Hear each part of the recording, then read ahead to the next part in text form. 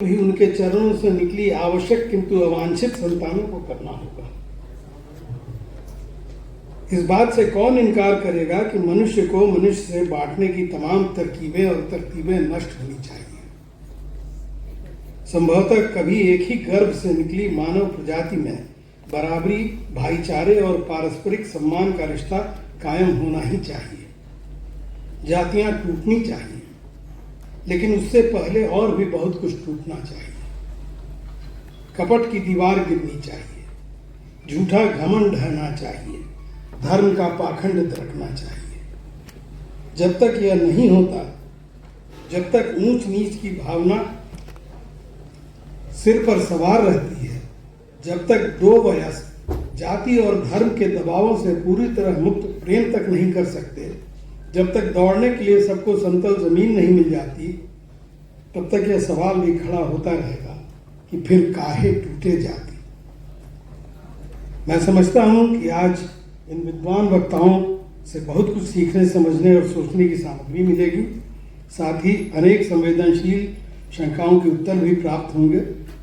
मैं मंच पर रोशन जी को आमंत्रित करता हूं, मंच उनके हवाले करता हूं आगे की कार्रवाई के लिए। बहुत बहुत धन्यवाद।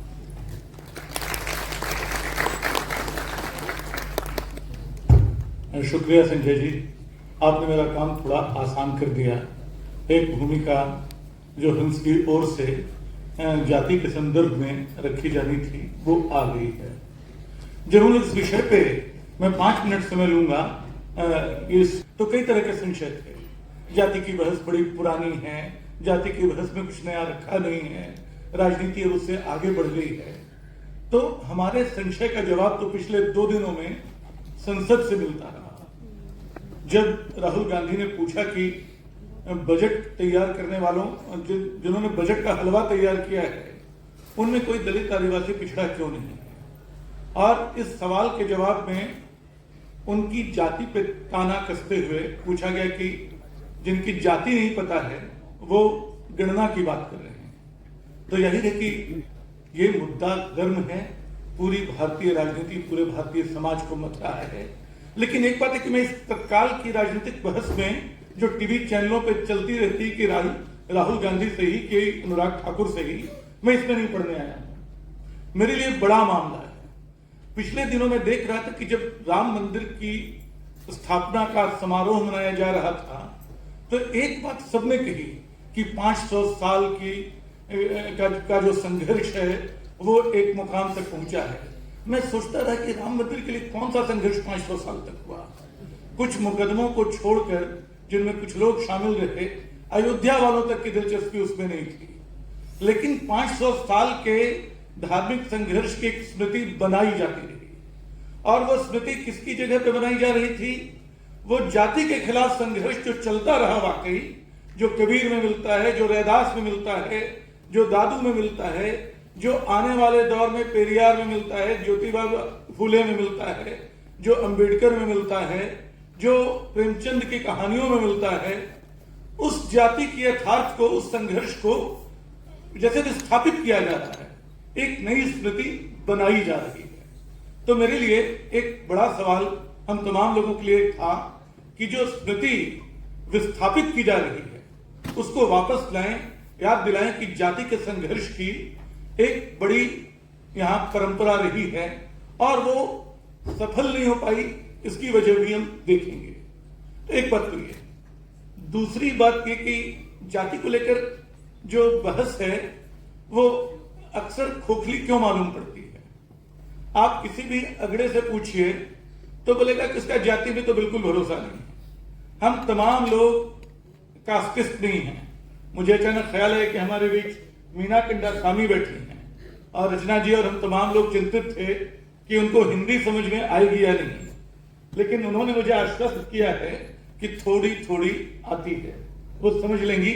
कुछ बातें जब उनके परिचय में या कुछ जरूरी बातें मुझे लगी तो मैं अपनी टूटी फूटी अंग्रेजी में रखने की कोशिश करूंगा। लेकिन जो सबसे बड़ी मुश्किल क्या है, हम में से कोई कास्टिस्ट नहीं है।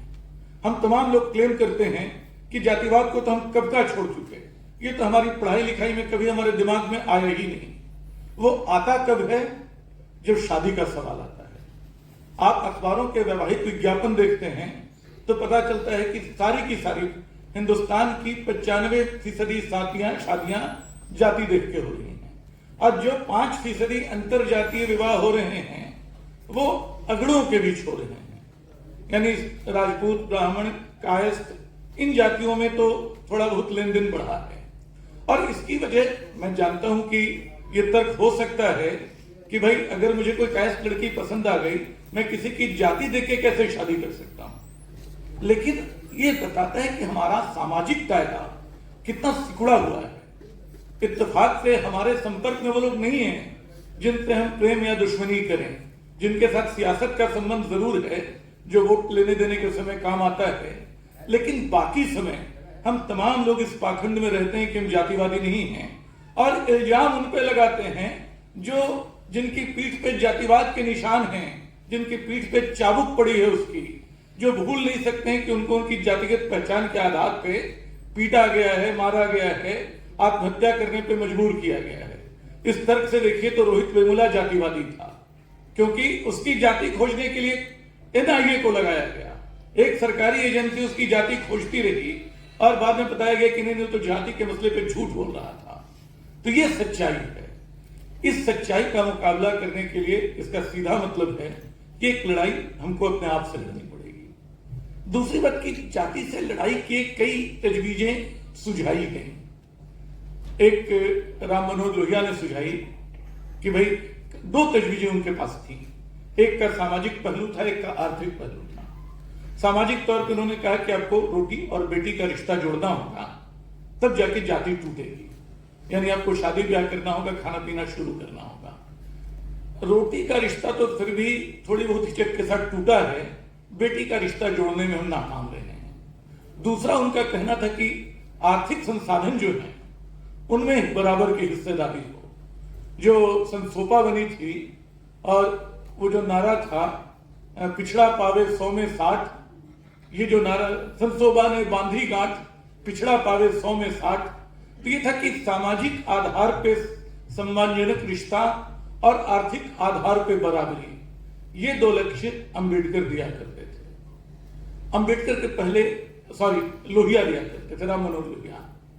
अंबेडकर बहुत तीखे थे, क्योंकि लोहिया को जो जातिवाद झेलना नहीं पड़ा वो अंबेडकर ने कदम कदम पे झेला। उन्होंने बिल्कुल, वो शायद हिंदुस्तान के सबसे प्रखर मेधावी लोगों में थे, और उन्होंने जब संजय जी कह रहे थे वो कहीं वो उन्हीं के विचार के कोख से निकला हुआ प्रतीत होता है। उन्होंने कहा कि जाति तोड़ने के लिए आपको सबसे पहले तो हिंदू धर्म को तोड़ना होगा। If you want to destroy caste you will have to destroy Hinduism, Hindu sect. और उनकी लाइन, आज भाजपा उनका बहुत नाम लेती है, लेकिन मैं कोट करना चाहता हूं, जो एनिहिलेशन ऑफ कास्ट की बहस में उन्होंने लिखा था कि Hindus are the sick fellows of India and their sickness is affecting the health and happiness of other Indian citizens. तो ये जो बीमारी है जातिवाद नाम की, और उन्होंने कहा कि हिंदू इसके अलावा कुछ नहीं है, जिसकी कोई जाति नहीं, कुछ और होगा, हिंदू नहीं हो सकता है। तो उनकी तजवीज एक ये थी। एक उनसे दूर कुछ करीब कुछ खड़े थे महात्मा गांधी, जो शुरू में छूतोद्धार का कार्यक्रम चलाने की बात करते रहे, दलित चेतना को पुनर्परिभाषित करने की बात करते रहे, भंगियों में रहे, बड़ी मार्मिकता और मनुष्यता के साथ वो लगातार उनके साथ एक तरह का सहमेल बनाने की कोशिश करते रहे। हालांकि अंबेडकर कभी उनकी कोशिश को बचकानापन मानते थे, कभी सयानापन मानते थे। दोनों के टकराव बड़े तीखे थे। पुणे पैक्ट के आसपास जो सब चला, मैं उस डिबेट में नहीं जाऊंगा, हमारे पास और भी विद्वान लोग हैं, इतना समय नहीं लूंगा। बस याद दिला रहा हूं कि जाति के अहम मसले पर जिसको तोड़ने की पूरी ईमानदारी हमारे दो बड़े लोगों में थी, उन दोनों के बीच इस मुद्दे पे टकराव कितने तीखे थे। एक रास्ता अंबेडकर का और था कि भाई पढ़ो लिखो, आगे बढ़ो, तब जाति टूटेगी, तब तुमको सम्मान मिलेगा। एक रास्ता कांशीराम ने सिखाया। कांशीराम ने पूरी थ्योरी पलट दी। उन्होंने कहा कि सत्ता गुरु किल्ली है। गुरु किल्ली मतलब मास्टर की। इस मास्टर की से आप, इस मास्टर की को आप हासिल कर लो, सत्ता को हासिल कर लो, तब आपको सम्मान भी मिलेगा, शिक्षा भी मिलेगी, साधन भी मिलेंगे। तो ये सारे विचार हैं, कौन से विचार कितने सही हैं, कहाँ उनकी सीमाएं हैं, वो कामयाब क्यों नहीं हो पाए, इन सब पे हम बात करेंगे। लेकिन एक बात समझना और जरूरी है, आजादी की लड़ाई के दौरान जो भारतीय राष्ट्रीयता हमने विकसित की थी, उस राष्ट्रीयता का एक अहम पहलू विविधता में एकता और तमाम लोगों की बराबरी था। शायद विभाजन की वजह से सांप्रदायिक एकता का एजेंडा तो हमारे पास रह गया। हम लोग जो सामाजिक जातिगत हदबंदी को तोड़ने की बात थी, शायद इसलिए कि वो कुछ हमारे पक्ष में पड़ती थी हदबंदी, और कुछ इसलिए कि एक दूसरा बड़ा चैलेंज हमारे सामने था, तो उसके लिए हम उससे खड़े हो गए। 2 दिन पहले मैं शिवराज सिंह बेचैन जी की आत्मकथा की पांडुलिपि देख रहा था, अभी छप के नहीं आई है, उन्होंने मुझे पांडुलिपि भेजी। उसमें एक मुझे बड़ा दिलचस्प प्रसंग मिला। उन्होंने साहित्य का गीत कोट किया कि तू हिंदू बनेगा ना मुसलमान बनेगा, इंसान की औलाद है इंसान बनेगा। वो लिखते हैं कि मैं इस गीत को, थोड़ा मैं रहता तो इस गीत को कुछ और बदलता। उनका कहना है कि वो इस गीत को बदलकर, एक मिनट, न तू ब्राह्मण बनेगा न अछूत बनेगा, तू भारतीय है भारती का पूत बनेगा, और इस तरह की तू बराबरी का अग्रदूत बनेगा। तो एक दलित चेतना इस तरह विचार कर रही है कि इस गीत को के समानांतर एक दूसरा गीत भी होना चाहिए था, जो गीत हम खो चुके हैं या जो गीत हम रच नहीं पाए। तो ये एक बड़ा सवाल हमारे सामने है। और जातिवाद करता क्या है? जातिवाद देखिए हमारी नागरिकता का, हमारी सिटीजनशिप का मजाक बना देता है, वो उसको डिग्रेड कर देता है, उसको डिवैल्यू कर देता है। एक देश के रूप में हिंदुस्तान की नागरिकता का जो फख्र होना चाहिए वो कई स्तरों पे बढ़ जाता है। तो आज इन सारे सवालों के बीच हम हैं। हमारे साथ हिलाल अहमद, तमाम नाम आपके सामने लिए जा चुके हैं और तमाम लोग